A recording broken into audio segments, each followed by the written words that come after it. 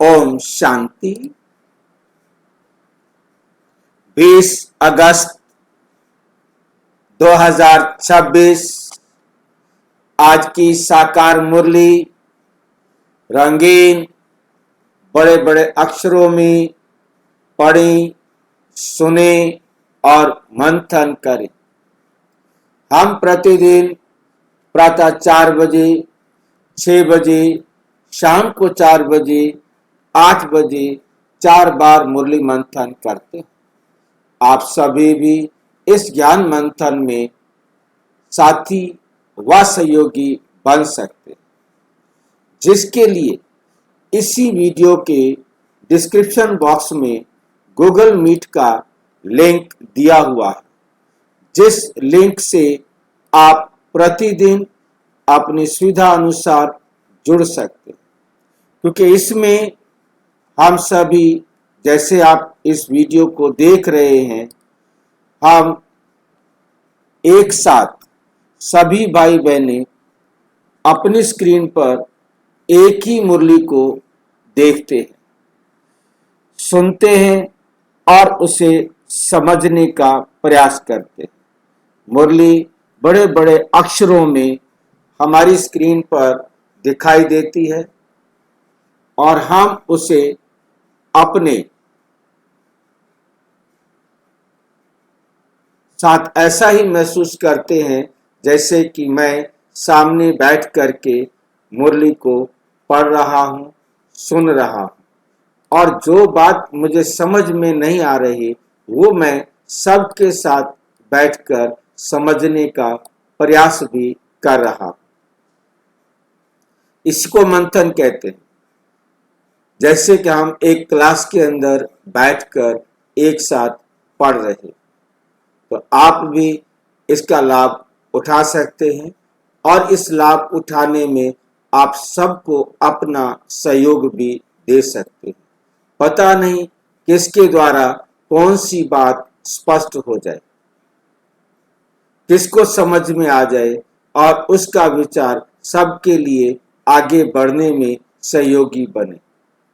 इसलिए आप सभी भी साथी सहयोगी घर बैठे भी बन सकते हैं। उसमें बनने के लिए भाई आप उस समय नहीं जुड़ सकते, तो आप घर बैठे भी आप पढ़ रहे हैं, आप अच्छी तरह समझें और उसके बाद कोई बात आपको लगती है कि यहाँ पर ये जानकारी सबको देनी चाहिए, तो वो आप व्हाट्सएप पर लिखकर भेज सकते हैं। आपको कोई बात स्पष्ट नहीं हुई है तो वो भी आप व्हाट्सएप पर लिखकर भेज सकते हैं। फोन करने के लिए प्लीज नहीं करें। और उसके बाद आप इसमें YouTube पर लाइव भी जुड़ सकते हैं। YouTube पर बाद में भी लाइव चल रही हो तो भी आप देख सकते हैं। नहीं तो YouTube पर भी आप जा कर के जो वीडियो बनी है आपके पास किसी का माध्यम से नहीं पहुंच रही है, तो सबसे बड़ा माध्यम है कि आप YouTube पर इस वीडियो को आप देख सकते हैं, लाइव भी देख सकते हैं और बाद में भी देख सकते हैं। अब इस साधन के यूज करने के लिए आपको नीचे व्हाट्सएप नंबर दिखाई दे रहा है और व्हाट्सएप नंबर के साथ आपको www.brahmakumaris.bk ये वेबसाइट भी दिखाई दे रही है। आप जैसे ही किसी ब्राउजर में लिखेंगे www.brahmakumaris.bk तो आपके सामने वेबसाइट खुल करके आएगी और आप उसके द्वारा, नेटवर्क थोड़ा ढीला है नहीं तो इतनी देर में तो खुल जाती है, और उसके द्वारा आप YouTube पर जुड़ना चाहें तो YouTube पर लाइव जुड़ सकते हैं।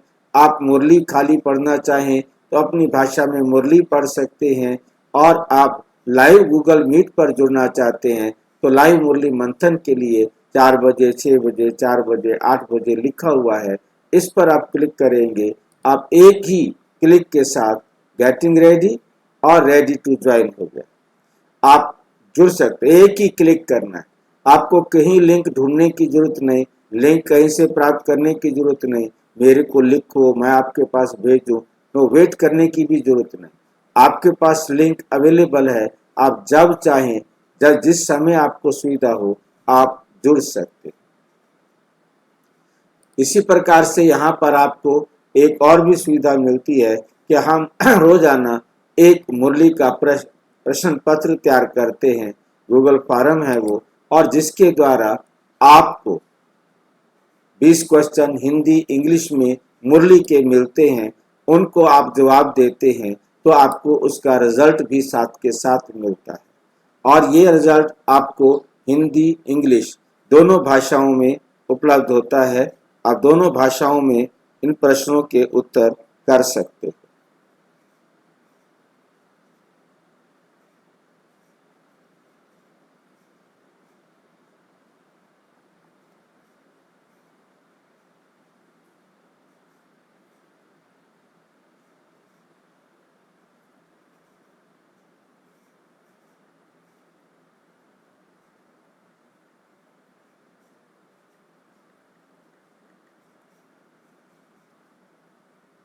और इस लिंक को सबके पास भेज सकते हैं। आपको खुशी मिली है तो सबको भी खुशी मिले, सभी इसका लाभ उठाएं, सब तक सेवा करके आप भेज सकते हैं।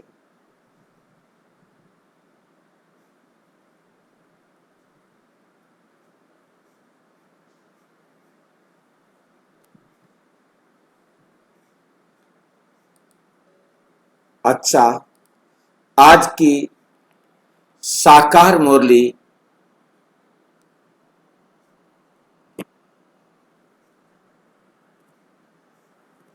का हम गहराई से मंथन करेंगे, इसको हम रिवाइज करेंगे।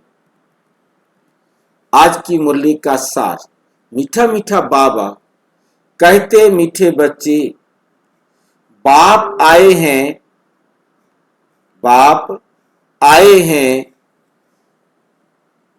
तुम्हें इस पाप की दुनिया से निकाल कर चैन की दुनिया में ले चलने के लिए।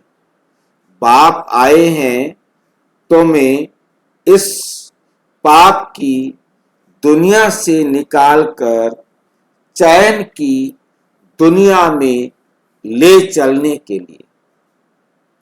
बाबा तुम्हें इस पाप की दुनिया से, सारी दुनिया इस समय पाप की, क्यों पाप की दुनिया बनी हुई है?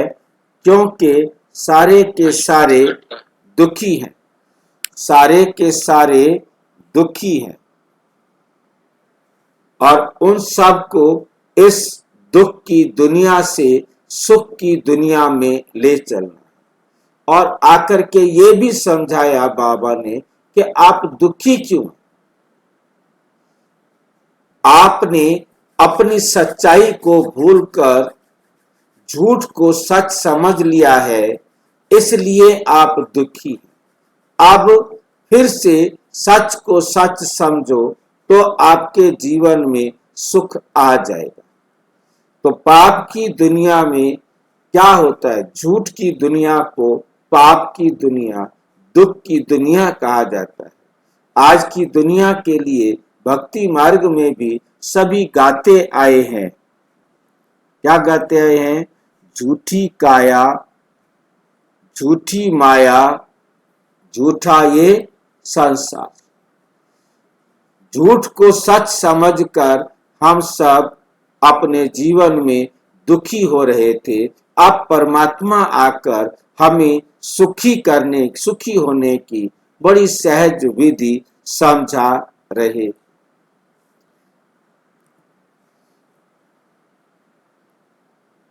बाप द्वारा तुम्हें सुख शांति की 2 सौगातें मिलती हैं। किसे याद है ये 2 सौगातें, सुख और शांति की?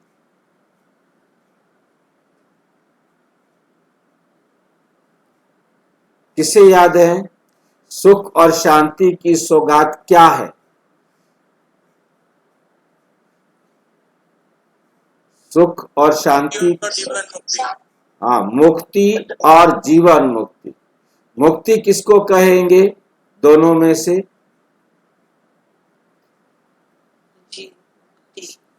सुख और शांति में से किसको मुक्ति कहेंगे और किसको जीवन मुक्ति कहेंगे?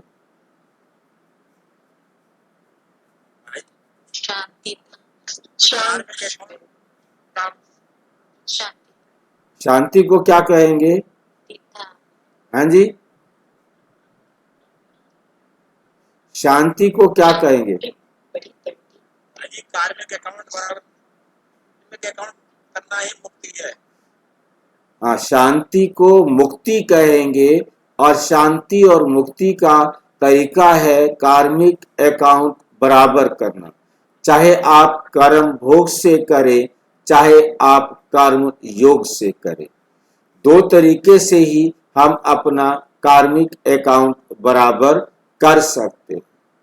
जो कर्म योग से अपना कार्मिक अकाउंट बराबर करते हैं वह अपना श्रेष्ठ भाग्य भी लिख सकते। लिख तो वो भी सकते हैं जो कर्म भोग से करते हैं, परंतु वो उतना अच्छा नहीं लिख सकते जितना अच्छा अपना श्रेष्ठ भाग्य एक कर्म योगी लिख सकता है। क्यों? क्योंकि जो दुखी हो रहा है, कर्म भोग रहा है, वो अच्छा व्यवहार नहीं कर सकता। कर्म भोग ज्ञानी आत्मा के सामने आता है, परंतु वे उसे दुखी नहीं होता, वो कर्म योग बन जाता है।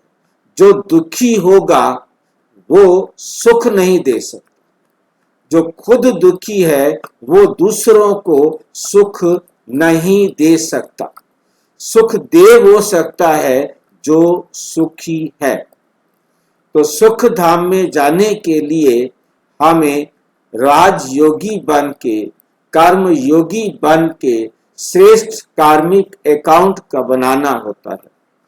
तब हमें सुख की दुनिया में जाने का अधिकार मिलता है। इसके लिए बाप हमारे साथ आकर तीनों संबंध निभाते हैं। उन तीनों संबंधों को निभाने से ही हम परमात्मा से संपूर्ण वर्षा प्राप्त कर सकते हैं। बाप से गुणों और शक्तियों का वर्षा, टीचर से सृष्टि के आदि मध्य अंत का वर्षा, और गुरु से मुक्ति और जीवन मुक्ति का वर्षा। ये तीनों वर्षे हम बाप से प्राप्त कर सकते। एक ही बाप टीचर सतगुरु के रूप में हमारे साथ पार्ट बजाते। सारी दुनिया में सच्ची सच्ची नंस तुम हो। सारी दुनिया में सच्ची सच्ची नंस तुम हो। सच्ची सच्ची नंस किसे कहते हैं? कौन बताएगा? सच्ची सच्ची नंस किसे कहते हैं?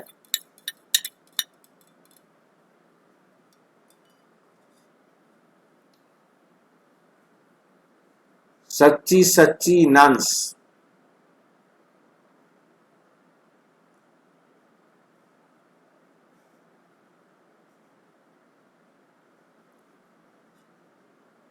जो सिर्फ बाबा को ही याद करते हैं।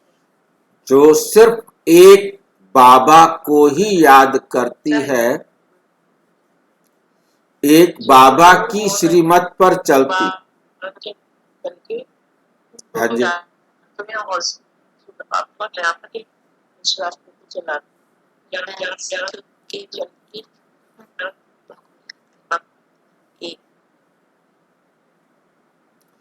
नन का अर्थ बाबा ने समझाया नो वन। नन का अंग्रेजी का ही शब्द है, ये चर्च के लिए बहनों के लिए आता है। नन, नो वन, तुम्हारा और दुनिया में कोई नहीं। एक क्राइस्ट है, दुनिया में तुम्हारा कोई नहीं। जिन्होंने दुनिया को त्याग दिया, जिन्होंने अपना जीवन समर्पित कर दिया क्राइस्ट के लिए। क्राइस्ट ने किसके लिए किया? वो ये समझते हैं क्राइस्ट ने हम सब के लिए अपने आप को सूली पर लटकाया। वो सबको प्यार करता है, वहां पर लव को और प्रेयर को, दो चीजें क्रिश्चियनिटी में हैं कि प्यार और प्रार्थना। परमात्मा से हमको प्रार्थना करनी। लव इज गॉड पर बहुत ज्यादा महत्व देते हैं। God is light, love is God, God is love, इस पर बहुत ज्यादा महत्व दिया जाता है। तो वहां पर आत्मिक रूप से प्यार भी सिखाया जाता है। तो वहां दो हो जाते हैं। बाबा कहते वहां दो होते हैं, परंतु यहां तुम्हारे लिए एक ही है। तुम्हारे लिए यहाँ एक ही है, परम पिता परम आत्मा, जो लाइट है, जो ज्ञान का सागर है, जो प्रेम का सागर है, जो शांति का सागर है। उससे ही आपको क्या है, वही आपका है, क्योंकि उससे अच्छा कोई भी नहीं जो संसार में किसी को श्रेष्ठ बना सके। बाकी जो भी बनाएंगे, जितनी उनकी अपनी योग्यता होगी, और परमात्मा बनाएगा अथाह बेहद। जितना आप बनना चाहो आप बन सकते हो। परम आत्मा के पास आप जिस उच्च पद को पाना चाहो आप पा सकते हो।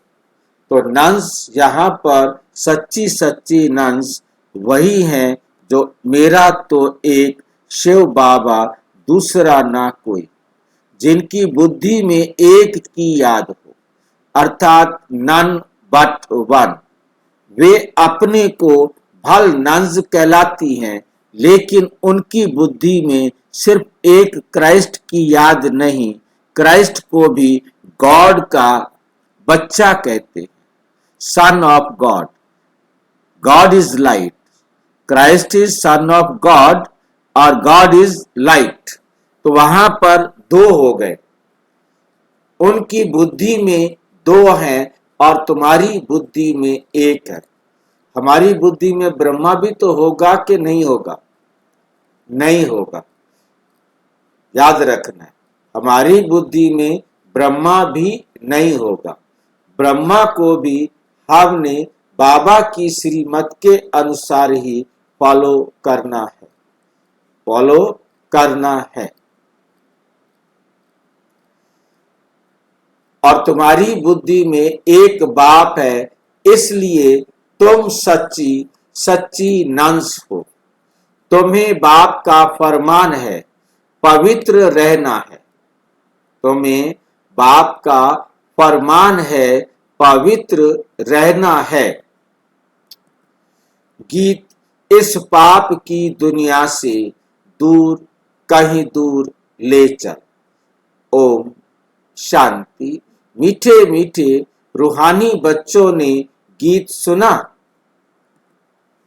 किसने सुना? आत्माओं ने। आत्मा को परम आत्मा नहीं कहा जा सकता। मनुष्य को भगवान नहीं कह सकते। अच्छा, अभी तुम हो ब्राह्मण, तुमको अभी देवता नहीं कहा जाता। तुमको अभी देवता नहीं कहा जाता। ब्रह्मा को भी देवता नहीं कहा जा सकता। बल कहते हैं ब्रह्मा देवताए नमः, विष्णु देवताए नमः। परंतु ब्रह्मा विष्णु में तो बहुत फर्क है। ब्रह्मा विष्णु देवता कहेंगे, उन्हें परम आत्मा नहीं कह सकते। क्यों? ब्रह्मा विष्णु शंकर और परम आत्मा में क्या अंतर है? और परम आत्मा में क्या अंतर है? कोई अंतर है?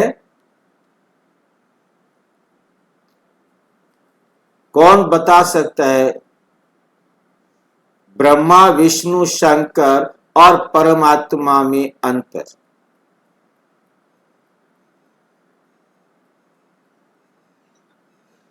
ये तो परमात्मा कितनी कर आपका नेट आवाज तो अच्छी आ रही है, परंतु आपका नेटवर्क कट रहा है। भाई जी ब्रह्मा विष्णु एक से रहते हैं। हाँ भाई जी की आवाज अच्छी आ रही है। अच्छा, ये इतना खरीदता है।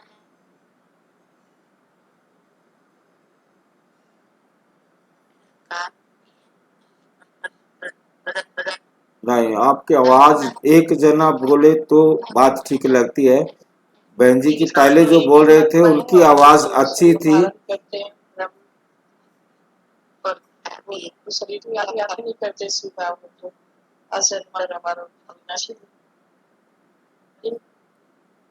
चलो कोई बात नहीं।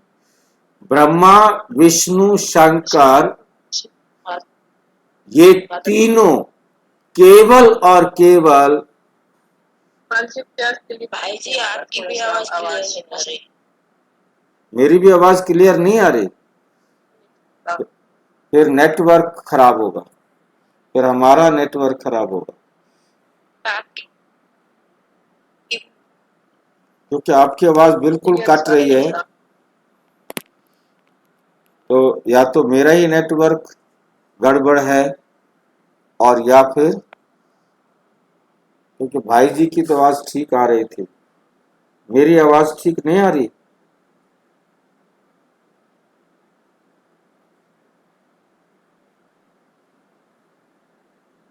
आपकी तो आवाज भाई जी ठीक नहीं। ठीक आ रही है आवाज। आप ठीक आ रही होगी। जो है ना, उसने टावर जो है ना दूसरा पकड़ रखा था, दूर वाला, जी। अब मैंने चेंज कर दिया है। अब मेरी आवाज ठीक आ रही होगी। आप ठीक आ गए। हाँ हाँ, अब आपकी आवाज भी ठीक आ रही है, बिल्कुल ठीक है। मेरा नेटवर्क जो है ना, उसने बाहर वाला पकड़ रखा था अपने को छोड़ करके। चलो बहुत अच्छा है, अब हमें सबकी आवाज ठीक आ रही है। अब हमें ध्यान देना है कि ब्रह्मा विष्णु शंकर ये तीनों के तीनों परमात्मा के कर्तव्य है, बाकी ये तीनों कोई है नहीं। ये स्क्रीन सेट कर लीजिए भाई। हाँ जी, स्क्रीन सेट कर लीजिए। अच्छा। तो परमात्मा के तीन कर्तव्य हैं, वो तीन कर्तव्य हमें आकर समझाते हैं। मतलब ब्रह्मा विष्णु शंकर ये तीनों कोई देवता नहीं। भक्ति मार्ग में हम इनको ये कहेंगे कि ये तीन देवता हैं, परंतु ज्ञान मार्ग में जब आएंगे तो ये तीनों कोई देवता नहीं। ये तीनों ना आकारी हैं और ना ही साकारी। ये तीन परमात्मा के कर्तव्य, जो तीन कर्तव्य हम आत्माओं को परमात्मा आकर सिखाते, और उन तीन कर्तव्यों के आधार पर हम परमात्मा के समान बनते।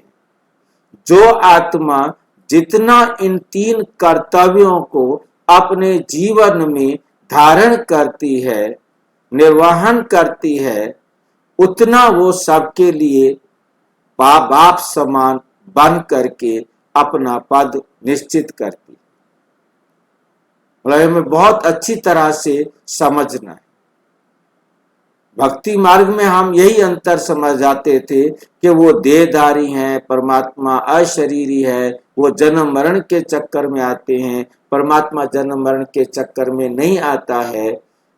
परंतु आज जब ज्ञान के आधार पर समझना चाहें तो हमें बहुत अच्छी तरह से अपनी बुद्धि में समझना है कि परमात्मा जो है वो इन तीन कर्तव्यों का निर्वहन करने वाला है, और हमने भी ये तीन कर्तव्य निर्वहन करने हैं। सबसे पहला मॉडल ब्रह्मा बाबा बना, वो भी पहले बाप समान बना। बाप समान बनने के लिए इन तीन कर्तव्यों में एक्सपर्ट बनना है। स्थापना किसकी करनी है? हमने अपने जीवन में सच्चाई की स्थापना करनी है, पवित्रता की स्थापना करनी है, दिव्य गुणों की स्थापना करनी है, आठों शक्तियों की स्थापना करें। जब हम अपने अंदर इनकी स्थापना करेंगे, इसकी स्थान पर जो हमारे जीवन में अवगुण आ गए थे, हमारे जीवन में जो बुराइयां आ गई थी, अवगुण आ गए थे, जिन्होंने हमारे को देवता से दानव बना दिया था, अब फिर से वो दानव वाले अवगुण, आश्री गुण अपने जीवन से निकलेंगे जब हम दैवी गुण पुनः अपने जीवन में धारण करेंगे। यह है स्थापना का कार्य। तो साथ के साथ जैसे स्थापना होती है, उसके साथ साथ विनाश भी हो जाता है आसुरी अवगुणों का। और फिर जो जो हमने धारण कर लिए हैं, उनकी साथ के साथ पालना भी करनी। इसमें हमें स्वयं पर अटेंशन देना है। जब मेरे जीवन में ये गुण धारण होते जाएंगे, तो मैं बाप समान बनता जाऊंगा। इसी को चढ़ती कला कहते हैं, इसी को चढ़ती कला कहते हैं, इसी को याद की यात्रा कहते हैं। इसको साधारण भाषा में याद, शॉर्ट में योग भी कहते हैं। दुनिया वालों का योग कुछ भी हो, परंतु हमारा योग, हमारी याद की यात्रा, हमारा पुरुषार्थ इस समय यही बाप समान बनने। इसको हमें बहुत अच्छी तरह से अपनी बुद्धि में मंथन करना है। दोनों के लिए, हमारे सामने भगत बच्चे हों, उन्हें कैसे, उनके साथ कैसे बात करेंगे, और ज्ञानी बच्चे कैसे हों, उनके साथ हम कैसे बात करेंगे, ये बहुत बहुत महत्वपूर्ण बात है। क्योंकि वे है ब्राह्मणों का बाप। ब्राह्मणों को देवता नहीं कहा जा सकता, ब्राह्मणों को देवता नहीं कहा जा सकता।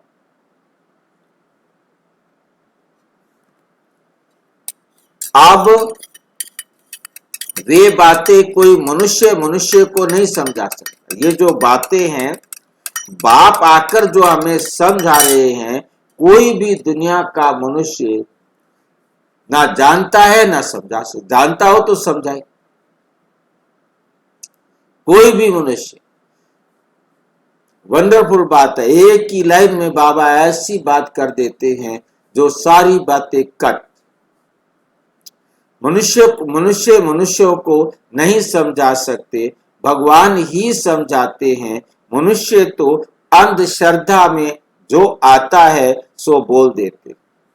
अभी तुम बच्चे समझते हो, रूहानी बाप हम बच्चों को पढ़ा रहे।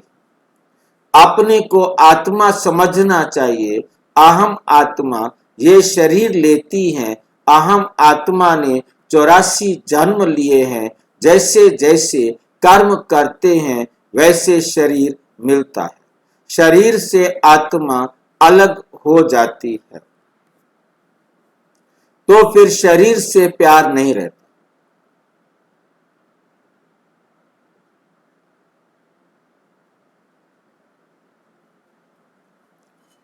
आत्मा से प्यार रहता है। आत्मा में भी प्यार तब है जबकि आत्मा शरीर में है। पितरों को मनुष्य बुलाते हैं, शरीर तो उनका खत्म हो गया, फिर भी उनको, उनकी आत्मा को याद करते। इसलिए ब्राह्मण में बुलाते। मतलब पहले ये नियम था, ब्राह्मण में उस आत्मा को निमंत्रण देने का। वो आत्मा आती थी और बताती थी, सुना है, देखा नहीं है, परंतु आत्माओं को अन्य आत्माओं में आते हुए देखा। मतलब ब्राह्मणों में आते हुए नहीं देखा, परंतु अन्य आत्माओं में आत्माओं को आते हुए हमारा अनुभव है, हमने देखा है। और अच्छी भी आत्माएं देखी हैं और गंदी आत्माएं भी देखी। दोनों प्रकार की आत्माओं से वास्ता रहा है।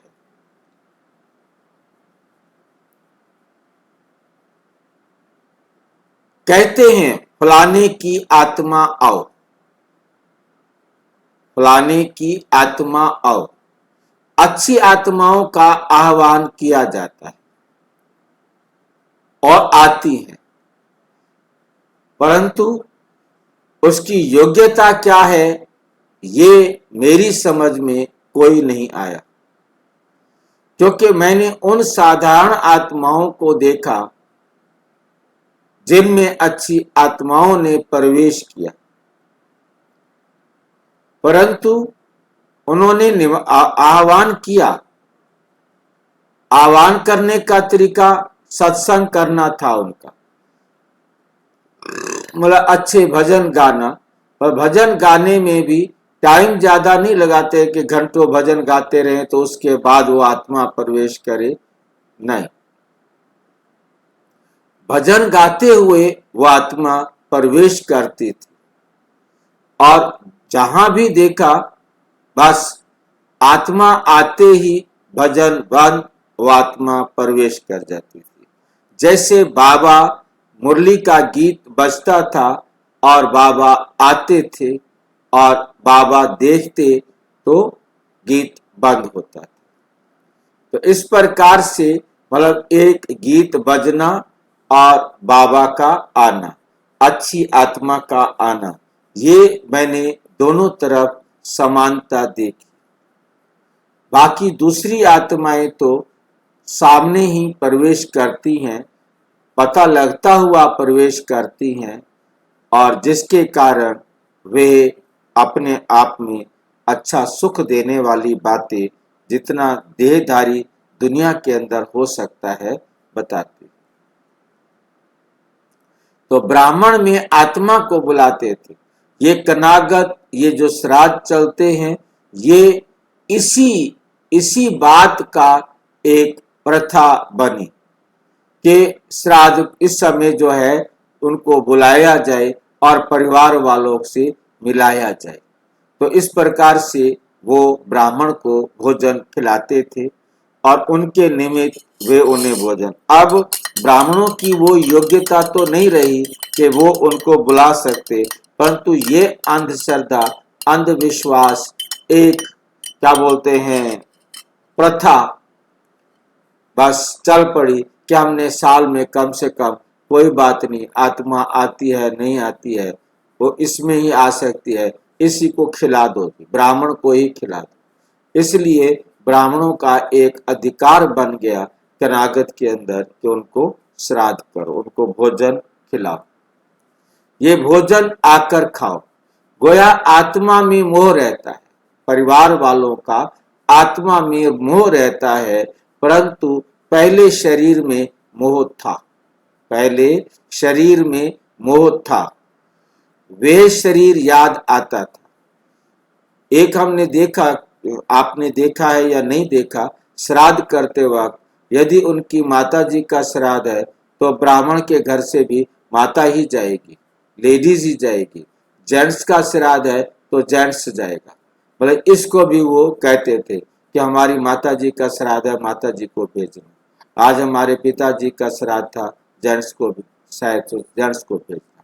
मतलब ये भी वो दुनिया वालों में एक विश्वास चला कि वो उस प्रकार से उनको हम ब्राह्मणों ने बुद्धू बनाया हुआ था कि भाई आप ये समझो कि आपकी माता जी है, आप उनको खाना खिला रहे हो, आप उनके वस्त्र दान कर रहे हो और जो कुछ भी अपनी माता जी के निमित्त आप करना चाहो तो आज कर लो। मतलब कहने का ये है कि माता जी के लिए किया जा रहा है और पिताजी के लिए किया जा रहा है। गया में जाकर के श्राद्ध किया जाता है, सिंध क्या बोलते हैं संगम पर जाकर श्राद्ध किया जाता है, हरिद्वार में जाकर श्राद्ध किया जाता है, और भी किसी तीर्थ पर जाते हैं तो वहां पर भी श्राद्ध करते हैं। ये मेरी माता जी के निमित्त श्राद्ध है, ये मेरे पिताजी के निमित्त श्राद्ध है। मतलब इतना अंधविश्वास हम लोगों ने दुनिया में फैलाया जो कोई लिमिट नहीं। और अब उस अंधविश्वास को दूर भी करना है, वो भी हमारा ही ऑटोमेटिक एक। गया का क्या प्रश्न है कि गया का गया जी वहाँ गंगा नदी है, वहां भी बस मेन बात तो यह है कि सबसे बड़ा वाला लास्ट वहां जाते लोग, हाँ, गंगा में जाना बाकी सब जगह, गया में जाना बाकी सब जगह कर ली, गंगा गया में वहां फिर कर ली, ऐसा करते मेन बात तो यह है कि प्रथा बना दी। हाँ, नहीं वो ठीक है आध्यात्म के हिसाब से, नहीं ठीक क्या है उसमें मतलब कोई अंतर नहीं है। तो अंतर, मतलब एक लूटने का धंधा है। अभी हमारे एक मित्र को लेके गए, जे आपके पितृ दोष है आपके परिवार में, गया जी में चलो श्राद्ध करो, यहां श्राद्ध करने का उतरा नहीं। पंडित जी ने 1 लाख रुपया ले लिया कि मैं यहां से चलूंगा, मैं चल के तुम्हारे वहां श्राद्ध कराऊंगा। वहां के पंडित से नहीं कराना। यहाँ यदि श्राद्ध करता कौन उसको 1 लाख रुपया देता। उसने 1 लाख रुपया ले लिया पर वहां जाकर के दुनिया भर का ताम झाम कराने के लिए। ठग परंपरा ठगपना है।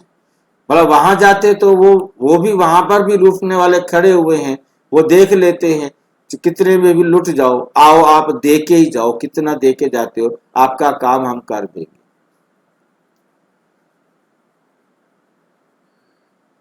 आत्मा ही सब कुछ करती है। आत्मा में अच्छे व बुरे संस्कार रहते हैं। पहले पहले है देह अभिमान, फिर उसके बाद और विकार आते हैं। सबको मिलाकर कहा जाता है विकारी। विकार का मतलब होता है हमारे अंदर बिगाड़ आ गया। जब हमारे अंदर कुछ और मिलता है तो विकार आता है, हमारे अंदर बिगाड़ आ जाता है। जिसमें ये विकार नहीं है उनको कहा जाता है निर्विकार। जो केवल प्योर है, मैं आत्मा हूं, बस वही एक निर्विकारी है। जो मेरा किसी को भी कह देगा तो विकार आ जाएगा। एक परमात्मा को मेरा कहने से विकार नहीं आता, क्योंकि वो संपूर्ण परमानेंट निर्विकारी है। उसको मेरा कहो तो कोई फर्क नहीं पड़ेगा और ही आपकी पवित्रता बढ़ जाएगी। परंतु यदि आपने किसी और को मेरा कहा तो वे आपको पतित बना देगा। ये तो समझते हो। बरोबर भारत में जब देवी देवता थे तो भारत में जब देवी देवता थे तो देवी गुण थे। तो क्या था? देवी गुण थे। इन लक्ष्मी नारायण का ही देवी देवता धर्म, लक्ष्मी नारायण का ही क्या है? देवी देवता धर्म। जैसे क्रिश्चियन धर्म में मेल अथवा फीमेल सब क्रिश्चियन है। ये भी कहा जाता है देवी देवता राजा रानी प्रजा सब देवी देवता धर्म के। राम राजा राम प्रजा राम ही सौकार। बस सभी एक जैसे थे। त्रेता में सभी एक जैसे थे। सतयुग ये बहुत ऊंच सुख देने वाला धर्म है। बच्चों ने गीत भी सुना। ये आत्मा ने कहा कि बाबा ऐसी जगह ले चलो जहां मुझे चैन शांति हो। वे तो सुख धाम और शांति धाम यहाँ बड़े बेचैन है। सतयुग में बेचैनी होती नहीं। आत्मा जानती है बाबा बिगर कोई चैन की दुनिया में ले जा नहीं सकते। बाप कहते हैं मुक्ति और जीवन मुक्ति ये दो सौगातें मैं कल्प कल्प लाता हूं, परंतु तुम भूल जाते हो। ड्रामा में भूलना तो मैं आऊं, ड्रामा में भूल जाएं तब तो मैं आऊं। अभी तुम ब्राह्मण बने हो, तुमको निश्चय है हमने 84 जन्म लिए हैं। जो पूरा ज्ञान नहीं उठाएंगे वे पहले नई दुनिया में नहीं आएंगे। त्रेता के अंत में, त्रेता के अंत में आ जाएंगे। सारा मदार है पुरुषार्थ पर। सारा मदार किस पर है? पुरुषार्थ पर। सतयुग में सुख था, इन लक्ष्मी नारायण का राज्य था। अच्छा, इसके अगले जन्म में ये कौन थे, किसको पता नहीं है। अगले जन्म में यह ब्राह्मण थे, उससे पहले शूद्र थे। वर्णों में तुम अच्छी रीति समझा सकते हो। अभी तुम समझते हो हम 21 जन्म के लिए चैन पाएंगे। बाबा हमको वे रास्ता बता रहे हैं। हम अभी पतित हैं, इसलिए बेचैन हैं, दुखी हैं। जहां चैन हो, इसको सुख शांति कहेंगे। तो अब तुम बच्चों की बुद्धि में आदि मध्य अंत का ज्ञान है। समझते हो बरोबर सतयुग में भारत कितना सुखी था। दुख अथवा बेचैनी का नाम नहीं था। अभी तुम पुरुषार्थ कर रहे हो स्वर्ग में जाने लिए। अभी तुम बने हो ईश्वरीय संप्रदाय के, और वे है आसुरी संप्रदाय। वे क्या हैं? आसुरी संप्रदाय के। कहते हैं ना, पाप आत्मा, आत्माएं अनेक हैं, परमात्मा एक है। सब ब्रदर्स हैं, सब परमात्मा हो नहीं सकते, सब परमात्मा हो नहीं सकते। ये बात बहुत अच्छी तरह से समझनी।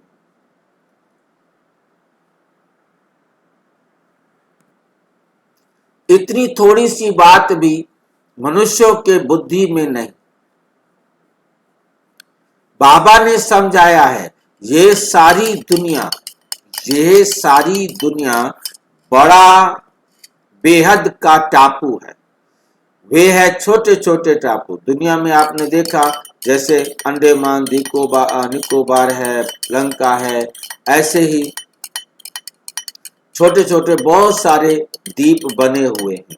जो समुद्र के अंदर ऊंची चट्टान है, वो थोड़ा बड़ी चट्टान है, जहां उन्होंने समझा कि यहां हम जाकर के रहें। बाकी चारों तरफ समुद्र है, टापू है। इस बेहद टापू पर रावण का राज्य है। इन बातों को मनुष्य नहीं समझते। वे तो सिर्फ कहानियां सुनाते रहते हैं। कहानी को ज्ञान नहीं कहा जाता। उनसे मनुष्य सदगति को पा नहीं सकते। ज्ञान से सदगति मिलती है। ज्ञान देने वाला है एक बाप, दूसरा ना कोई। भक्तों की भगवान ही आकर रक्षा करते हैं। मनुष्य की रक्षा नहीं कर सकते। शिव बाबा सभी बच्चों को वर्षा देते हैं। वे बाप भी है, शिक्षक भी है, सतगुरु भी है, वकील बैरिस्टर भी है, क्योंकि जम घटों की सजा से छुड़ाने वाला है। सतयुग में कोई भी जेल में नहीं जाएंगे।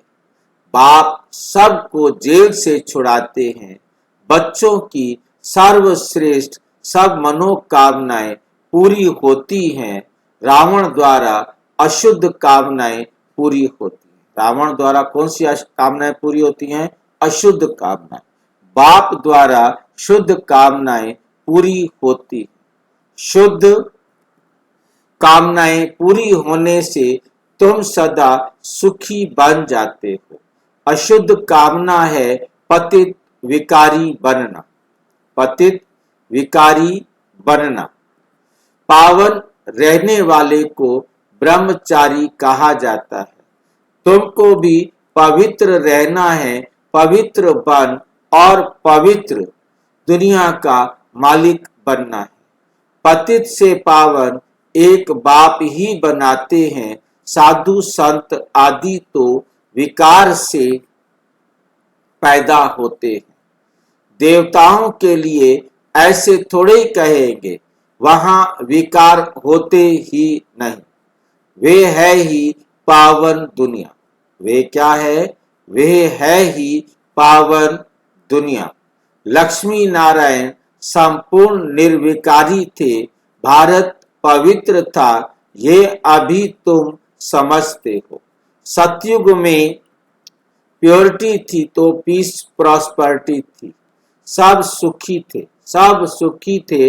रावण राज्य जब से हुआ है तो गिरते आए हैं। रावण राज्य जब से हुआ है तो गिरते आए हैं। अभी तो कोई काम के नहीं रहे, एकदम कोड़ी मिसल बन गए हैं। अब फिर हीरे मिसल बाप द्वारा बनते हो। भारत जब सतयुग था तो हीरे जैसा था, अब तो कोड़ी मिसल भी नहीं है। अपने धर्म को का ही किसको पता नहीं पड़ता, पाप करते रहते हैं, वहां तो पाप का नाम नहीं, वहां तो पाप का नाम नहीं।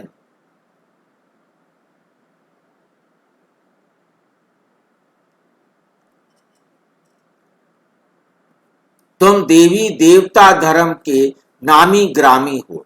देवताओं के ढेर चित्र हैं और धर्मों में देखेंगे एक ही चित्र रहता है। क्रिश्चियन पास एक ही क्राइस्ट का चित्र है, बौद्धियों के पास एक बुद्ध का। क्रिश्चियन क्राइस्ट को ही याद करते हैं, उनको नन्स कहा जाता है। नन्स माना सिवाय एक क्राइस्ट के और कोई नहीं, इसलिए कहते हैं नन बट क्राइस्ट। ब्रह्मचारी रहते हैं, नन्स भी ब्रह्मचारी रहती हैं। तुम अपने गृहस्थ व्यवहार में रहते हो, नन्स बनती हो। एक ही बाप को याद करते हो, नन बट वन। एक शिव बाबा दूसरा न कोई। उन्हों की बुद्धि में फिर भी दो आ जाते हैं। क्राइस्ट के लिए भी समझेंगे वे गॉड का बच्चा है, परंतु उनको गॉड की नॉलेज नहीं। तुम बच्चों को नॉलेज है। सारी दुनिया में ऐसा कोई नहीं जिसको परम आत्मा की नॉलेज हो। परम आत्मा कहाँ रहते हैं, कब आते हैं, उनका क्या पाठ चलता है, ये कोई नहीं जानते। भगवान को जानी जाननहार कहते हैं, समझते हैं, वो हमारे दिल की बात को जानते हैं। बाप कहते हैं मैं नहीं जानता, हमको क्या पड़ी है जो हर एक की दिल को बैठ रीड करूंगा। हम आए हैं पतितों को पावन बनाने।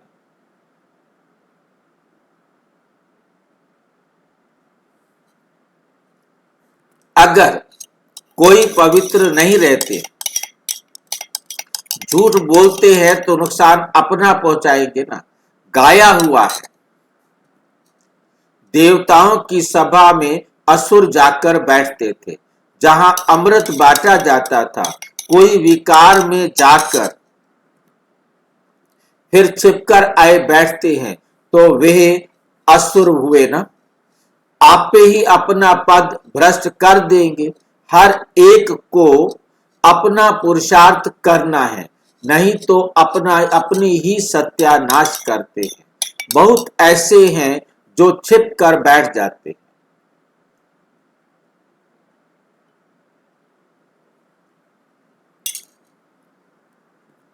कहते हैं हम विकार में थोड़े ही जाते हैं, परंतु विकार में जाते रहते हैं।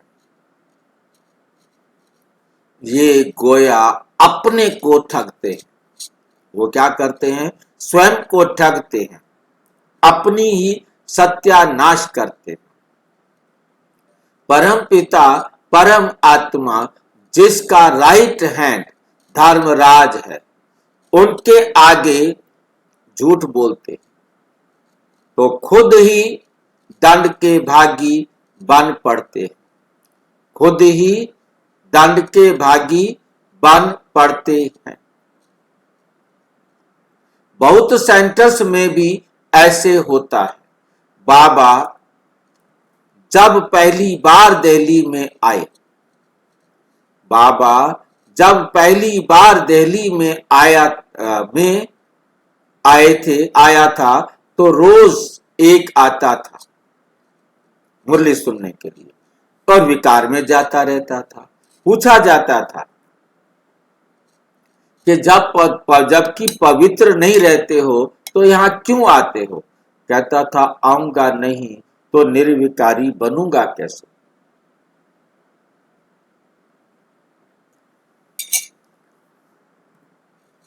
पवित्रता अच्छी लगती है परंतु रह नहीं सकता। आखिरी तो सुधर जाऊंगा, नहीं आऊंगा तो बेड़ा गर्क हो जाएगा। कोई रास्ता नहीं है और कोई रास्ता नहीं है, इसलिए हमको यहां आना पड़ता है। बाप समझाते हैं तुम वायुमंडल खराब करते हो, कहां तक ऐसे आते रहेंगे? पावन जो बनते हैं उनको पतित से जैसे घृणा आती है। कहते हैं बाबा इनके हाथ का खाना भी अच्छा नहीं, बाबा इनके हाथ का खाना भी अच्छा नहीं, हम इनके हाथ का खाना भी नहीं खाएंगे।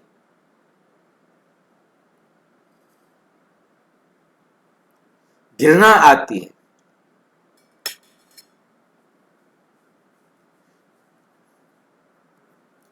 बाप ने युक्ति भी बताई है, खान पान की खिटपिट होती है, ऐसे तो नहीं कि नौकरी छोड़ देंगे।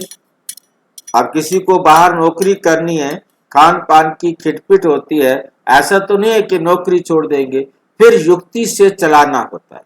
ये युक्ति का क्या मतलब है?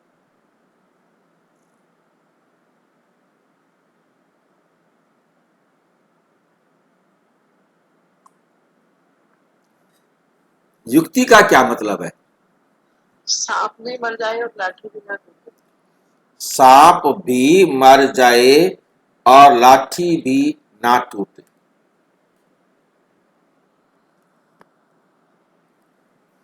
ये तो आपने बहुत टेढ़ी बात बता दी। सिंपल कोई करो।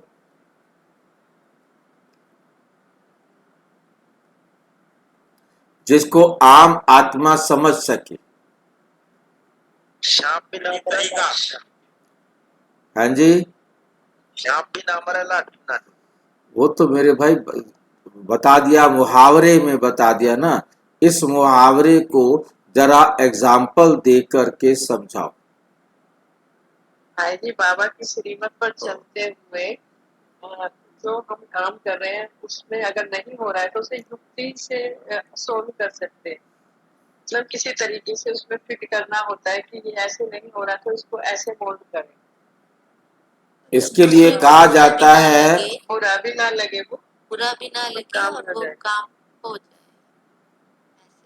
जैसे आपने समझना है कि आप कहीं गए हैं, उदाहरण देना होता है, तो हम कहीं गए हैं, वहां उन्होंने ऐसा सामान बना रखा है जो मैं नहीं खा सकता, तो आप बता सकते हो डॉक्टर ने हमें मना किया है, हम ये नहीं खा सकते। पवित्रता के लिए भी ये ताकत है कि कह सकते हैं प्लीज मेरी तबीयत ठीक नहीं है। मतलब ये झूठ बोलना भी युक्ति है।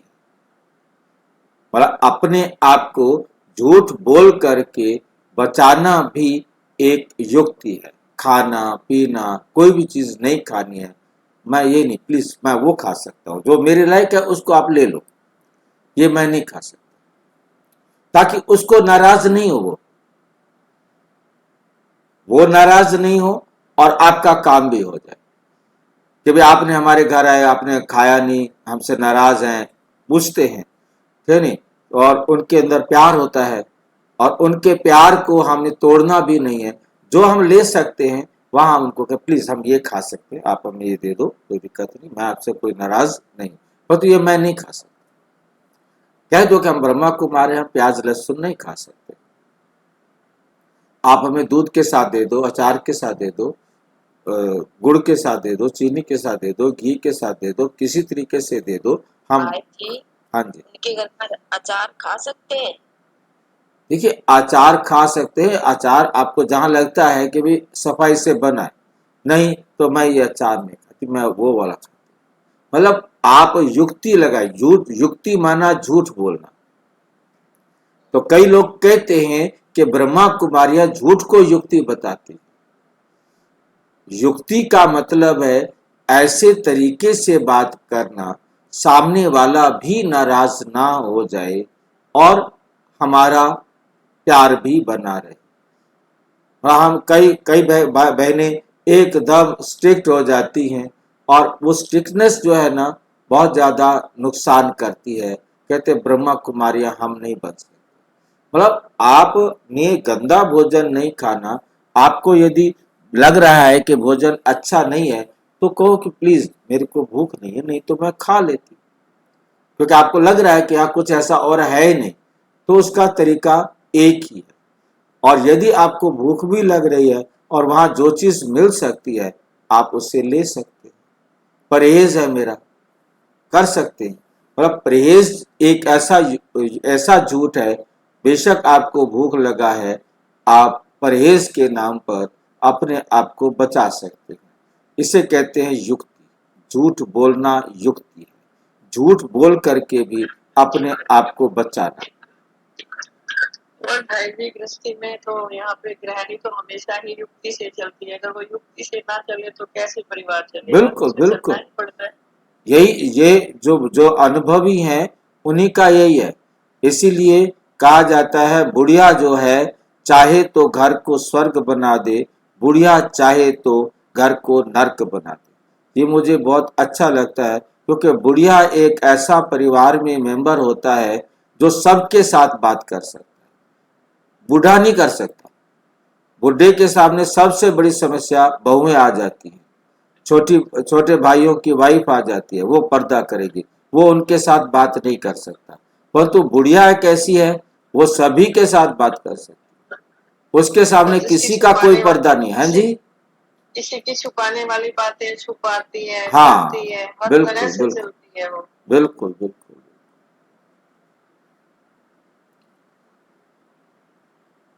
पवित्र कैसे रहेंगे, समझाओ तो बिगड़ पड़ते हैं। पवित्र कैसे रहेंगे ये तो कब सुना ही नहीं है। सन्यासी भी रह नहीं सकते, जब घर बार छोड़कर जाते हैं तब पवित्र रह सकते हैं। परंतु ये किसी को पता नहीं कि यहाँ पतित पावन परम पिता परम आत्मा पढ़ाते नहीं मानते, इसलिए विरोध करते हैं। शिव बाबा ब्रह्मा तन में आते हैं, कोई शास्त्र दिखाओ, वे ये तो गीता में लिखा हुआ है, मैं साधारण बूढ़े तन में आता हूं। वे अपने जन्मों को नहीं जानते हैं, ये तो लिखा हुआ है। फिर तुम कैसे कहते हो कि परमात्मा कैसे मनुष्य तन में आएंगे? पतित तन में ही आकर रास्ता बताएंगे ना। आगे भी आए थे और कहा था माम एकम याद करो। वही परम धाम में रहते हैं और कहते हैं माम एकम याद करो। श्री कृष्ण का शरीर तो मूल वतन में नहीं होगा जो कहे माम एकम याद करो। एक परम पिता परमात्मा ही साधारण तन में प्रवेश कर तुम बच्चों को कहते हैं माम एकम याद करो। तो इस योग अग्नि से तुम्हारे पाप कट जाएंगे। इसलिए ही मुझे पतित पावन कहते हैं। पतित पावन जरूर आत्माओं का होगा ना, पतित भी आत्मा ही बनती है।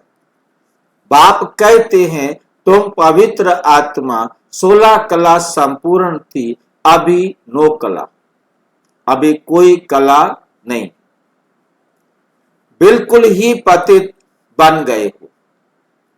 मैं कल्प कल्प आकर तुमको समझाता हूं, तुम जो काम चिता पर बैठ पतित बन जाते हो, फिर ज्ञान चिता पर बिठाकर तुमको पावन बनाता हूं।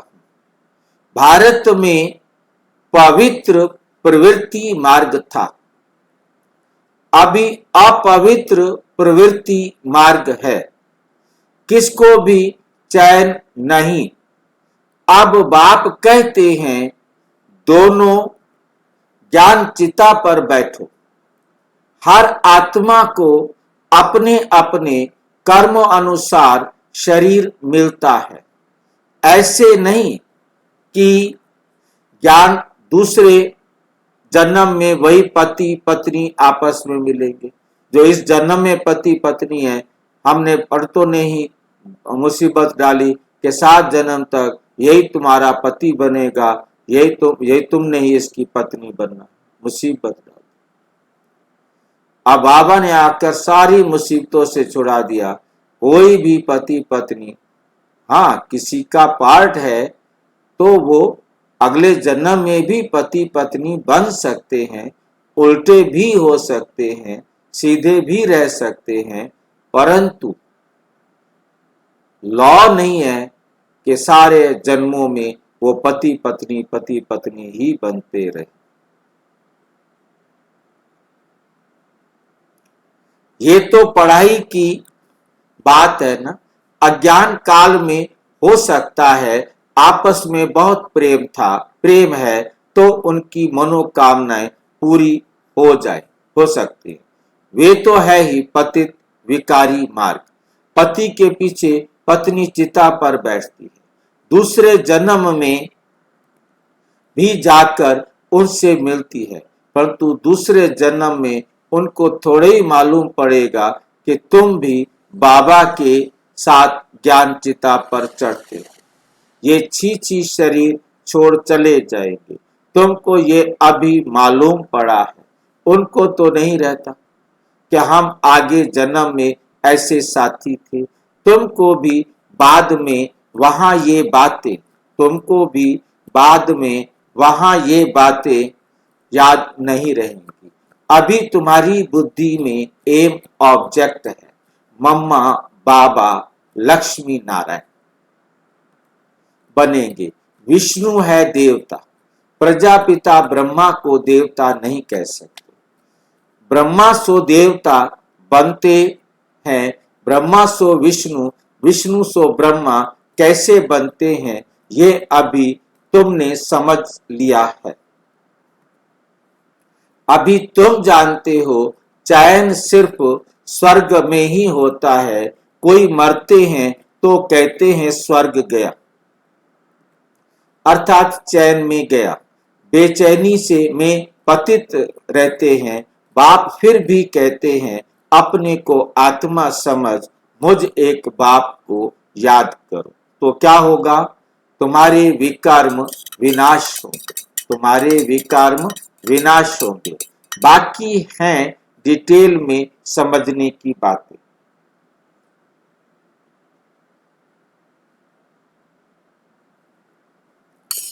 बाप कहते हैं, बाप नॉलेजफुल है तो तुमको भी अपने जैसा नॉलेजफुल बनाएंगे। बाप की याद से तुम सतो प्रधान बनेंगे। ये आत्माओं की रेस है, जो जास्ती याद करेंगे वो जल्दी बनेंगे। ये है योग और पढ़ाई की रेस। स्कूल में भी रेस होती है ना, ढेर स्टूडेंट्स होते हैं, उनमें से जो नंबर 1 निकलते हैं उनको स्कॉलरशिप मिलती है। एक ही पढ़ाई लाखों करोड़ों आत्माओं के लिए होती है। इतने स्कूल भी होंगे ना। अब तुमको ये पढ़ाई पढ़नी है, सबको रास्ता बताओ। अंधों की लाठी बनो, घर घर में पैगाम पहुंचाना है। अच्छा मीठे मीठे सिक्की लदे बच्चों प्रति माता पिता बाप दादा का याद प्यार और गुड मॉर्निंग। रूहानी बाप की रूहानी बच्चों को नमस्ते। हम रूहानी बच्चों की रूहानी बाप दादा को नमस्ते नमस्ते नमस्ते। धारणा के लिए मुख्य सार। नंबर 1, अब अशुद्ध कामनाओं का त्याग कर शुद्ध कामना रखनी है। सबसे शुद्ध कामना है पवित्र बनकर पवित्र दुनिया का मालिक बने। कोई भी भूल हो, भूल को छिपाकर अपने आप को ठगना नहीं। धर्मराज बाप से सदा सच्चा रहना है। ज्ञान चिता पर बैठ इस पढ़ाई में रेस कर भविष्य नई दुनिया में ऊंच पद पाना है। योग अग्नि से विकर्मों के खाते को दग्ध करना है। वरदान, बुद्धि की प्रीत एक प्रीतम से लगाकर सदा सन्मुख की अनुभूति करने वाले विजयी रत्न भाव। प्रीत बुद्धि अर्थात बुद्धि की लगन एक प्रीतम के साथ लगी हुई है। जिसकी एक के साथ प्रीत है, उनकी अन्य किसी भी व्यक्ति या वैभव के साथ प्रीत जुट नहीं सकती। वे सदा बाप दादा को अपने सन्मुख अनुभव करेंगे। उन्हें मनसा में भी श्रीमत के विपरीत व्यर्थ संकल्प या विकल्प नहीं आ सकते। उनके मुख से व दिल से यही बोल निकलते हैं, तुम ही से खाऊं, तुम ही से बैठूं, तुम ही से सर्व संबंध निभाऊं। ऐसे सदा प्रीत बुद्धि रहने वाले ही विजयी रत्न बनते हैं। स्लोगन, चाहिए चाहिए का संकल्प आना भी रॉयल रूप का मांगना है।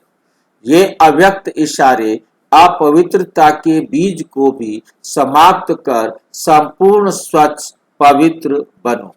संगम युग पर बाप दादा ने सभी बच्चों को पहला व्रत दिया है, संपूर्ण पवित्र भाव। ये पवित्रता का व्रत सिर्फ ब्रह्मचर्य का व्रत नहीं, लेकिन ब्रह्मा बाप समान हर बोल में पवित्रता का वाइब्रेशन समाया हुआ हो। हर संकल्प में पवित्रता का महत्व हो। हर कर्म में कर्म योगी जीवन का अनुभव हो।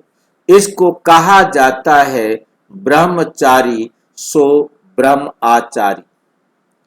अच्छा, ओम शांति। और विस्तार से जानने के लिए प्रजापिता ब्रह्मा कुमारी ईश्वरीय विश्वविद्यालय के किसी भी सेवा केंद्र पर संपर्क करें। और यदि कोई प्रश्न है तो 9213106986 पर केवल आरटीआई या टेलीग्राम करें।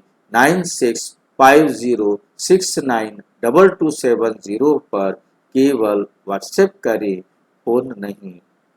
ओम शांति।